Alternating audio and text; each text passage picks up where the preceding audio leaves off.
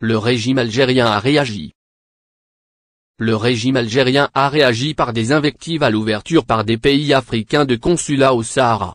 Dans un entretien culte, repris par la quasi-totalité des journaux algériens, Ammar Belani dévoile la nouvelle vocation du régime algérien, commenter les acquis du Royaume du Maroc.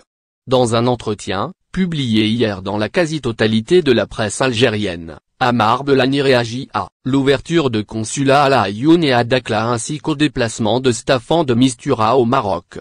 Cet entretien donne à lui seul un aperçu de l'impasse dans laquelle se trouve le régime algérien et du désastre de la presse qui a abdiqué toute dignité et publie dans sa quasi-totalité les questions et les réponses fournies par Ammar Belani. Dans nul autre pays au monde, on ne trouvera un même entretien revendiqué par plusieurs dizaines de journaux. Si la junte pense pouvoir mener une guerre médiatique contre le Maroc de cette façon, il serait charitable de lui dire qu'elle se ridiculise. Mais la compétence n'est décidément pas le fort du régime algérien et de ses porte-voix. Faut-il rappeler qu'Ammar Belani a été viré du ministère algérien des Affaires étrangères par Sabri Boukadoum, le prédécesseur de Ramtan Lamamra? Mis à la retraite pour incompétence, Belani a été réactivé par Lamamra avec comme mission d'alimenter par des ragots la presse algérienne. Que nous dit cette fois-ci Ammar Belani?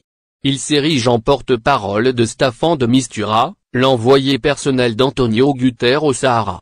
Il explique la renonciation de ce dernier à se rendre à La Aïoun par les autorités marocaines qui ont voulu imposer à M. de Mistura des interlocuteurs fantoches choisis arbitrairement par la puissance occupante.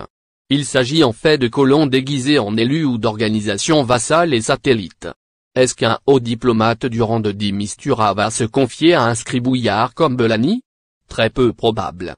Et Belani de poursuivre que la décision de M. de Mistura d'ajourner ce déplacement, dans de telles conditions inacceptables et offensantes, l'honore à juste titre et elle mettra immanquablement la pression sur le Maroc qui est pris ainsi en flagrant délit de sabotage des efforts de l'envoyé personnel du secrétaire général de l'ONU, et d'appeler certains membres influents du Conseil de sécurité à exercer une pression sur le royaume.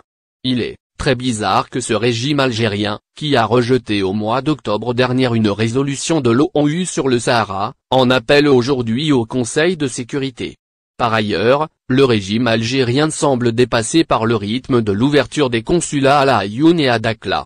Ammar Belani les qualifie dans son entretien de consulat fantôme, car financé par les autorités marocaines sur le budget du ministère des Affaires étrangères dans le cadre d'un racolage indécent qui a choqué certains pays africains que le ministre en question a poursuivi de ses avances soutenues.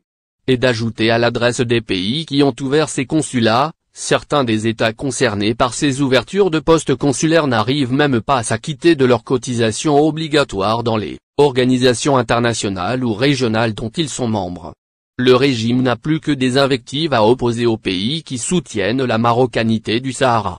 L'Algérie n'a jamais publié autant de communiqués et de déclarations qu'au cours de cette année. Au lieu d'agir, les responsables algériens commentent les percées du Maroc et recourent à l'invective.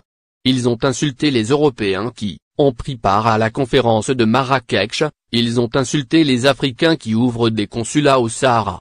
Ils ont insulté les Arabes quand ils ont pris position à l'ONU sur le Sahara. L'ONU et le Conseil de sécurité ne sont pas épargnés et sont qualifiés d'impartiaux. Si on comptabilise les réactions algériennes par le nombre de communiqués et de déclarations, on s'apercevra que le régime algérien est devenu un commentateur de l'action diplomatique marocaine. De commentateur à amuseur public,